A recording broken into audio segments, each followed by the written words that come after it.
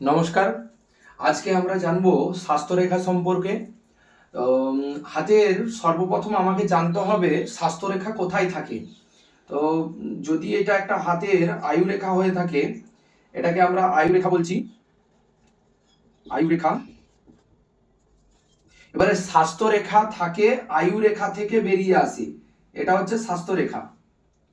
দেখবেন অনেকের হাতে স্বাস্থ্যরেখা একটাও থাকে, দুটোও থাকে।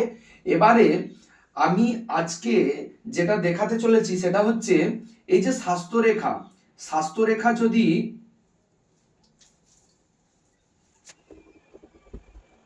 এবার দেখা যায় যদি স্বাস্থ্যরেখা এরকম ভাঙা বা টুকরো টুকরো থাকে, তবে সেই সব জাতক জাতিকা স্বাস্থ্যরেখা যদি ভাঙা বা টুকরো টুকরো থাকে, সেই সব জাতক জাতিকারা কিন্তু পাইসয় রোগে ভুগে থাকে। তো যাই হোক, ভিডিওটি প্রত্যেকের কাছে শেয়ার করে দিন।